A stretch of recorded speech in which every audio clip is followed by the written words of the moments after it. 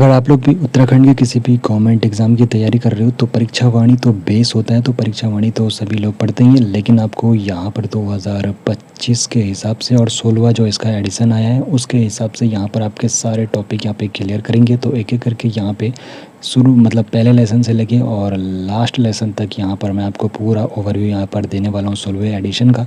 तो काफ़ी जो चीज़ें यहाँ पे बदलाव के साथ आई हुई है। तो यहाँ पर सबसे पहले हम जानेंगे राज्य गठन के बारे में। तो आप लोगों को कितनी जानकारियाँ पता है तो कमेंट सेक्शन में ज़रूर बताना। सबसे पहले हम राज्य गठन के बारे में पढ़ेंगे, उसके बाद उत्तराखंड के प्रतीक चिन्ह के बारे में पढ़ेंगे और उसके बाद शासन प्रशासन के बारे में काफ़ी कुछ यहाँ पर जानकारी लेने वाले हैं। तो सबसे पहले हम पढ़ेंगे राज्य गठन के बारे में। तो राज्य गठन के बारे में जो आप लोगों के लिए इम्पोर्टेंट चीज़ें रहने वाली है एग्ज़ाम के पॉइंट ऑफ व्यू से। तो उत्तराखंड का राज्य गठन होता है 9 नवंबर सन 2000 को उत्तराखंड का गठन होता है। उत्तरांचल उस वक्त नाम होता है और जो उत्तराखंड नाम होता है वो कब पड़ता है वो अभी हम जानेंगे। तो 9 नवंबर 2000 को उत्तरांचल आपका यहाँ पर एक नया राज्य बनता है। और यहाँ पर जो गठन की घोषणा हुई थी, तो यहाँ पर उत्तरांचल राज्य बनने के लिए गठन की जो घोषणा हुई थी वो 15 अगस्त 1996 को पहली बार हुई थी। 15 अगस्त 1996 को गठन की घोषणा हुई थी। और जो घोषणा करते थे उस वक्त के जो तत्कालीन प्रधानमंत्री थे HD देवगौड़ा ने यहाँ पर घोषणा की थी कि उत्तरांचल एक नया राज्य बनेगा। तो कौन से प्रधानमंत्री ने घोषणा की थी? वो की थी HD देवगौड़ा ने। और ये घोषणा कब की थी? 15 अगस्त 1996 को। उसके बाद उत्तर प्रदेश पुनर्गठन विधेयक। तो उत्तर प्रदेश पुनर्गठन विधेयक से आप लोगों के लिए क्या क्या यहाँ पे प्रश्न बन सकते हैं? तो यहाँ पर उत्तर प्रदेश पुनर्गठन विधेयक लोकसभा में कब पारित हुआ था? लोकसभा में ये पारित होता है 1 अगस्त 2000 को और राज्यसभा में ये पारित होता है 10 अगस्त 2000 को। और राष्ट्रपति के हस्ताक्षर कब होते हैं इस पुनर्गठन विधेयक पे? ये होते हैं 28 अगस्त 2000 को। और उस वक्त राष्ट्रपति कौन थे? उस वक्त राष्ट्रपति थे KR नारायण जी, उस वक्त राष्ट्रपति थे। तो 27 जुलाई को यहाँ पर ये पुनर्गठन विधेयक आता है, ये आता है 27 जुलाई को। उसके बाद लोकसभा में जाता है ये 1 अगस्त को, राज्यसभा में जाता है 10 अगस्त को और 28 अगस्त को जैसे ही KR नारायण यानी कि राष्ट्रपति जी के हस्ताक्षर होते हैं तो उत्तराखंड का जो राज्य था अब उसकी घोषणा हो चुकी थी। 9 नवंबर 2000 को उत्तरांचल राज्य बनने वाला था। उत्तराखंड 2007 में होता है, वो कब होता है वो भी हम जानेंगे। तो उत्तर प्रदेश पुनर्गठन विधेयक से आप लोगों को बस इतनी जानकारी रखनी है। उसके बाद जो आपका ये उत्तरांचल राज्य बना, देश का 27वां ये राज्य बना है। और अभी बात करूँ 2025 में, तो अभी ये 26वां राज्य है, क्योंकि जो तेलंगाना राज्य है 2 जून 2014 को तेलंगाना राज्य बना है, जिसकी वजह से अब उत्तराखंड 26वां राज्य है। और हिमालयी राज्यों में बात करूँ तो हिमालयी राज्यों में उत्तराखंड का जो नंबर है वो 11वां नंबर था हिमालयी राज्यों में। लेकिन अभी बात करूँ तो अभी 10वां है, क्योंकि जम्मू और कश्मीर को केंद्र शासित प्रदेश बना दिया गया, जिसकी वजह से अभी उत्तराखंड यहाँ पे 10वां हिमालयी राज्य है। लेकिन जब इसका गठन हुआ था, जब नया राज्य बना था, उस वक्त 11वां हिमालयी राज्य था।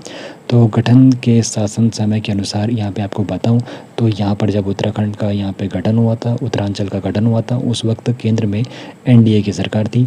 उस वक्त जो सरकार थी उसके प्रधानमंत्री जो थे अटल बिहारी वाजपेयी जी थे और राष्ट्रपति उस वक्त KR नारायण जी थे और यूपी के जो मुख्यमंत्री थे उस वक्त राजनाथ सिंह जी थे। और यहाँ पर राजधानी के बारे में आपको बताएं तो उत्तराखंड की यहाँ पर एक स्थायी राजधानी कोई मतलब एक फिक्स नहीं है। यहाँ पर 2 राजधानी है, एक तो आपकी शीतकालीन राजधानी है और एक आपकी ग्रीष्मकालीन राजधानी है। तो यहाँ पर आपकी शीतकालीन राजधानी देहरादून है और ग्रीष्मकालीन राजधानी आपकी यहाँ पर गैरसैंण है। तो शीतकालीन देहरादून और ग्रीष्मकालीन राजधानी गैरसैंण है, तो इतना आपको यहाँ पे ध्यान रखना है। तो ग्रीष्मकालीन जो राजधानी गैरसैंण है इसकी को जो घोषणा होती है 4 मार्च 2020 को होती है और यहाँ पर ये राजधानी बनती है ग्रीष्मकालीन राजधानी 8 जून 2000 को। ये भी आपको ध्यान में रखना है। बाकी यहाँ पर उत्तराखंड की 2 राजधानियाँ हैं, देहरादून और गैरसैंण। एक शीतकालीन है देहरादून, एक ग्रीष्मकालीन है गैरसैंण। राजधानी के बाद हम बात करते हैं अब यहाँ पर नाम परिवर्तन की। तो उत्तरांचल जब ये गठन हुआ था 9 नवंबर 2000 को, उस वक्त राज्य का नाम था उत्तरांचल, लेकिन उत्तरांचल से उत्तराखंड नाम पड़ता है 1 जनवरी 2007 को। 1 जनवरी 2007 को उत्तरांचल का नाम उत्तराखंड पड़ गया। तो यहाँ से आप लोगों के लिए बस इतने ही प्रश्न बनने वाले हैं राज्य गठन से। अब बात कर लेते हैं यहाँ पे उत्तराखंड के प्रतीक चिन्ह के बारे में। तो उत्तराखंड के प्रतीक चिन्ह के बारे में काफ़ी जानकारी आप लोगों को पता होने वाली है। तो सबसे पहले उत्तरांचल यानी कि उत्तराखंड का जो राज्य चिन्ह का निर्धारण किया गया था अप्रैल 2001 में किया गया था। अप्रैल 2001 ये काफ़ी बार पूछा जाता है कि उत्तरांचल के जो राज्य चिन्ह है इनका निर्धारण कब हुआ था, तो अप्रैल 2001 में हुआ था। उत्तरांचल के राज्य चिन्ह के बारे में आपको बताऊं तो उत्तरांचल के राज्य चिन्ह में यहाँ पर एक गोलाकार मुद्रा है। गोलाकार मुद्रा के अंदर 3 पर्वत चोटियाँ, 3 पर्वत चोटियाँ के नीचे गंगा की 4 लहरें हैं पर्वतों के जो बीच में, और उसके बाद अशोक की लाट है। यहाँ पर अशोक की लाट मध्य पर्वत चोटी के सामने, उसके बाद अशोक की जो लाट है उसके नीचे सत्यमेव जयते लिखा हुआ है। सत्यमेव जयते कौन से उपनिषद से लिया गया है, तो ये मांडूक्योपनिषद से यहाँ पर लिया गया है। और निचले भाग में फिर नीले रंग से उत्तराखंड राज्य भी लिखा है। तो ये है आपका यहाँ पर उत्तराखंड का राज्य चिन्ह के बारे में इन्फॉर्मेशन। उत्तराखंड राज्य चिन्ह के बारे में आपने जान लिया। अब बात कर लेते हैं उत्तराखंड का जो राज्य पुष्प है। उत्तराखंड का राज्य पुष्प है ब्रह्म कमल। तो ब्रह्म कमल के बारे में कुछ जानकारी यहाँ पर ले लेते हैं। तो उत्तराखंड का जो राज्य पुष्प है ब्रह्म कमल, तो सबसे पहले ये कितनी ऊंचाई तक पाया जाता है, तो ये 4800 से 6000 मीटर की ऊंचाई तक पाया जाता है। 4800 से 6000 मीटर की ऊंचाई तक ब्रह्म कमल पाया जाता है। इसका वैज्ञानिक नाम भी कई बार पूछा जाता है। तो ब्रह्म कमल का वैज्ञानिक नाम है सोसूरिया अव्यलेटा। वैज्ञानिक नाम क्या है, सोसूरिया अव्यलेटा ब्रह्म कमल का वैज्ञानिक नाम है। कई बार पूछा जाता है सोसूरिया अव्यलेटा किसका वैज्ञानिक नाम है, तो ब्रह्म कमल का। और यहाँ पर ये भी पूछा जाता है ये किस कुल का, तो ब्रह्म कमल है आपका एस्टेरेसी कुल का यहाँ पर ये पौधा है। एस्टेरेसी कुल का ये पौधा है। उसके बाद यहाँ पे इसके प्रजातियों के बारे में भी पूछा जाता है कि उत्तराखंड में ब्रह्म कमल की कितनी प्रजातियाँ हैं।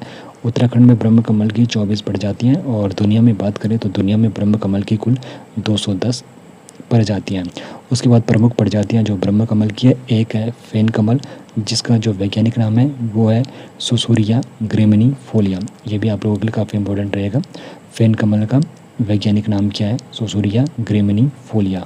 सोसूरिया ग्रेमिनीफोलिया। और इसकी अन्य प्रजातियों में लप्पा है, सिमेसोनिया है, ग्रासोफेरा है। तो ये सारी ब्रह्म कमल की प्रजातियाँ हैं। और स्थानीय भाषा में जो नाम है ब्रह्म कमल का वो कौल पदम है। और महाभारत के वन पर्व में इसको सौगंधिक पुष्प के नाम से भी जाना जाता है। और इसके अन्य नामों के बारे में आपको बताऊं तो हिमालय पुष्पों का सम्राट भी इसको कहा जाता है, और नंदा देवी का प्रिय पुष्प ब्रह्म कमल को कहा जाता है। और इसका जो खिलने का समय होता है जुलाई से सितंबर के महीने के बीच ये खिलता है। बाकी जो पौधे की ऊंचाई होती है 70 से 80 सेंटीमीटर इसके पौधे की ऊंचाई होती है। तो यहाँ पर राज्य पुष्प के बारे में भी आप लोगों ने जान लिया है। अब आगे बढ़ते हैं राज्य पक्षी के बारे में। तो राज्य पक्षी उत्तराखंड का क्या है, राज्य पक्षी है मोनाल। और मोनाल से भी काफ़ी ज़्यादा सवाल बनते हैं। तो यहाँ पर मोनाल के बारे में आपको बताएं तो इसका जो अन्य नाम है हिमालयन मयूर के नाम से भी इसे जाना जाता है। और मोनाल को हिमालयन मयूर के नाम से जाना जाता है। और ये कितनी ऊँचाई तक पाया जाता है, तो ये पाया जाता है 2500 से 5000 मीटर की ऊँचाई तक मोनाल पाया जाता है। और यहाँ पर इसका जो वैज्ञानिक नाम है लोफोफोरस इम्पिजेनस। लोफोफोरस इम्पिजेनस इसका वैज्ञानिक नाम है। और यहाँ पर आपको बताऊँ जो उत्तराखंड का ये है आपका राज्य पक्षी मोनाल, तो ये एक मादा है। और इसका जो नर प्रजाति है उसको क्या कहते हैं, नर प्रजाति को डफिया कहते हैं। मोनाल क्या है, मादा प्रजाति, और इसकी जो नर प्रजाति है उसको डफिया कहते हैं। और स्थानीय नाम में स्थानीय जो इसका नाम है मोनाल का मुनियाल भी कहते हैं और मनियाल भी कहते हैं। मुनियाल और मनियाल भी कहते हैं। और अन्य क्षेत्रों में इसके जो नाम है तो कश्मीर में इसको क्या कहते हैं, सोनाल। कश्मीर में इसको कहते हैं सोनाल। और हिमाचल में इसको कहते हैं नीले गुरु। उसके बाद सिक्किम में इसको कहते हैं चामदोंग। नेपाल में इसको कहते हैं डंगन। और भूटान में इसको कहते हैं बूप। तो ये काफ़ी ज़्यादा इंपॉर्टेंट रहेगा। कश्मीर में मोनाल को क्या कहते हैं, सोनाल। हिमाचल में क्या कहते हैं, नीले गुरु। और सिक्किम में चामदोंग। और नेपाल में डंगन। और भूटान में इसको बूप कहते हैं। ये भी काफ़ी ज़्यादा इंपॉर्टेंट रहने वाला है। बाकी यहाँ पर ये किस कुल का यहाँ पर पक्षी है, तो ये फैंजेंट कुल का पक्षी है। ये भी काफ़ी ज़्यादा इंपॉर्टेंट है कि मोनाल जो है किस कुल का यहाँ पर पक्षी है, तो ये फैंजेंट कुल का पक्षी। उसके बाद प्रजातियाँ जो है उत्तराखंड में यहाँ पर इसकी 4 प्रजातियाँ पाई जाती है। तो उत्तराखंड में जो 4 प्रजातियाँ पाई जाती है इसमें है ईपेलस, स्केलेटरी, ल्यूरी और ल्यूफीफोरेंस। तो ये भी काफ़ी ज़्यादा इंपॉर्टेंट है। ईपेलस, स्केलेटरी, ल्यूरी और ल्यूफीफोरेंस यहाँ पर मोनाल की 4 प्रजातियाँ उत्तराखंड में पाई जाती हैं। उसके बाद जो इसका यहाँ पर प्रिय भोजन है, मोनाल का प्रिय भोजन आलू है। और इसकी जो पूँछ का रंग है, पूँछ का रंग मोनाल का हरा है। बाकी सिर पर मोर जैसी यहाँ पे कलगी इसकी होती है। नेपाल का ये राष्ट्रीय पक्षी है, हिमाचल का ये राज्य पक्षी है। तो उत्तराखंड का राज्य पक्षी है, हिमाचल का राज्य पक्षी है और नेपाल का ये राष्ट्रीय पक्षी है। ये भी काफ़ी ज़्यादा इंपॉर्टेंट है। ये भी पूछा जा सकता है कि किस देश का ये राष्ट्रीय पक्षी है, तो नेपाल का ये राष्ट्रीय पक्षी है। बाकी जो ये मोनाल है, घोंसला नहीं बनाता है, चट्टानों और पेड़ों के छेदों में अपने अंडे देते हैं और अंडे सेने का काम जो होता है वो सिर्फ मादा करती है, नर यहाँ पर अंडे नहीं सीखता है। बाकी वाइल्ड लाइफ प्रोटेक्शन एक्ट के तहत 1972 के शेड्यूल में इसको यहाँ पे शामिल किया गया। वाइल्ड लाइफ प्रोटेक्शन एक्ट 1972 में यहाँ पर इसको शामिल किया गया और यहाँ पर IUCN रन डाटा बुक में इसको जो रखा गया, लाल श्रेणी में रखा गया, यानी कि इसका जो यहाँ पर शिकार है वो अवैध है, आप लोग इसका शिकार नहीं कर सकते। बाकी जो इसकी पहली गणना हुई थी, वन्य जीव संरक्षण बोर्ड ने जो इसकी पहली गणना कराई थी 2008 में कराई थी और उस वक्त यहाँ पर इसकी जो संख्या थी 919 निकल के आई थी। तो यहाँ पर ये जानकारी आप लोगों की काफ़ी ज़्यादा इंपॉर्टेंट रहने वाली राज्य पक्षी मोनाल के बारे में। तो इतने ही सवाल आप लोगों से बनने वाले राज्य पक्षी मोनाल के बारे में।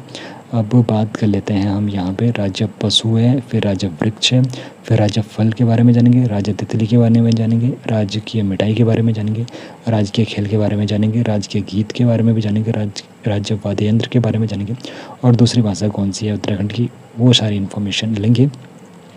तो हमने अभी तक राज्य पक्षी मोनाल के बारे में जान लिया है। मोनाल के बाद राज्य पशु कौन सा है? राज्य पशु है कस्तूरी मृग। तो कस्तूरी मृग से क्या क्या सवाल बन सकते हैं? तो कस्तूरी मृग राज्य पशु है, तो इसका जो अन्य नाम है हिमालयन मस्क डेयर के नाम से भी इसको जाना जाता है। और ये कितनी ऊंचाई तक पाया जाता है? तो ये 3600 मीटर से लेके 4000 मीटर तक की ऊंचाई तक ही पाया जाता है। कस्तूरी मृग 3600 मीटर से लेके 4400 मीटर की ऊंचाई तक ही पाया जाता है। 3600 से 4400 मीटर की ऊंचाई तक ये पाया जाता है। ये आपका जो हमारा राज्य पशु है कस्तूरी मृग। बाकी उत्तराखंड में जो इसकी प्रजाति हैं, उत्तराखंड में इसकी 4 प्रजाति हैं। मोनाल की भी उत्तराखंड में 4 प्रजाति हैं। और वैज्ञानिक नाम क्या है इसका? मास्कस काइसोकास्टर। वैज्ञानिक नाम क्या है कस्तूरी मृग का? मास्कस काइसोकास्टर। और इसका जो रंग है, इसका रंग भूरा है जिसमें काले पीले धब्बे भी होते हैं। बाकी इसकी जो विशेषता है, सूंघने और सुनने की काफ़ी तेज क्षमता इसके पास रहती है। और सुरक्षा के लिए इसके पास सींग नहीं होती है बल्कि 2 बड़े दांत होते हैं। बाकी इसकी जो औसत आयु है, इसकी औसत आयु 20 वर्ष है और इसकी गर्भधारण अवधि 6 महीने की होती है। और इसका जो प्रिय भोजन है, इसका प्रिय भोजन है केदारपाती। और कस्तूरी के संदर्भ में यहाँ पर और जो प्रश्न बन सकते हैं, तो यहाँ पर जो कस्तूरी होता है केवल नर मृग से यहाँ पे प्राप्त होता है। और यहाँ पर जो इसकी प्राप्ति जो समय होता है 3 वर्ष में सिर्फ एक बार ही यहाँ पे ये प्राप्त किया जा सकता है। और यहाँ पर जब नर 1 वर्ष से ज़्यादा का होता है तभी कस्तूरी उससे प्राप्त की जा सकती है। और मात्रा के बारे में आपको बताऊँ तो एक बार में 30 से 45 ग्राम तक यहाँ पे कस्तूरी मिलती है। बाकी यहाँ पर जो कस्तूरी है सुगंध वाला जटिल प्राकृतिक रसायन होता है और इसका उपयोग जो होता है सुगंधित सामग्री, दवाइयाँ जैसे दमा, निमोनिया, हृदय रोग, टाइफाइड के रोगों के लिए यहाँ पर इसका जो उपयोग होता है, जो कस्तूरी होता है। बाकी इसका जो रासायनिक नाम भी पूछा जा सकता है। रासायनिक नाम इसका है मिथाइल ट्राइक्लोरोपेंटाडेकेनाल।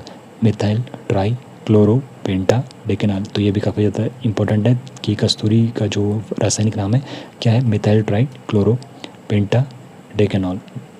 तो यहाँ पर ये कस्तूरी का क्या है? रासायनिक नाम। बाकी कस्तूरी से आप लोगों के लिए इतने सवाल बनेंगे। उसके बाद संरक्षण कार्य में क्या क्या यहाँ पर हुआ है? तो केदारनाथ वन्य जीव विहार जो चमोली और रुद्रप्रयाग जिले में आता है, लेकिन पहला प्रेफरेंस आपको चमोली देना है। तो केदारनाथ वन्य जीव विहार 1972 में मृग विहार स्थापित यहाँ पर हुआ था। उसके बाद 1972 में सबसे पहले केदारनाथ वन्य जीव विहार में हुआ। उसके बाद मेहरोड़ी कस्तूरी मृग अनुसंधान संस्थान जो कि बागेश्वर पिथौरागढ़ में 1977 में बना था। कांचुला खर्ग कस्तूरी मृग प्रजनन एवं संरक्षण केंद्र जो कि चमोली में है, तो ये 1982 में बना था। और आस्कोट अभ्यारण्य जो पिथौरागढ़ में 1986 में बना था, ये केवल कस्तूरी मृगों के लिए। तो संरक्षण के कार्य कहाँ कहाँ हुए थे? 1972 में हुआ था केदारनाथ वन्य जीव विहार जो चमोली में, मेहरोड़ी में हुआ था मेहरोड़ी कस्तूरी मृग अनुसंधान संस्थान 1977 में। ये आपका बागेश्वर पिथौरागढ़ में आता है, लेकिन प्रेफरेंस आपको बागेश्वर रखनी है। कांचुला खर्क कस्तूरी मृग प्रजनन एवं संरक्षण केंद्र जो आपका चमोली में आता है 1982 में स्थापना वर्ष। और अस्कोट अभ्यारण्य जो पिथौरागढ़ में 1986 में इसका स्थापना वर्ष है। तो संरक्षण कार्य के लिए आप लोगों के लिए इतने यहाँ पे सवाल बनने वाले हैं।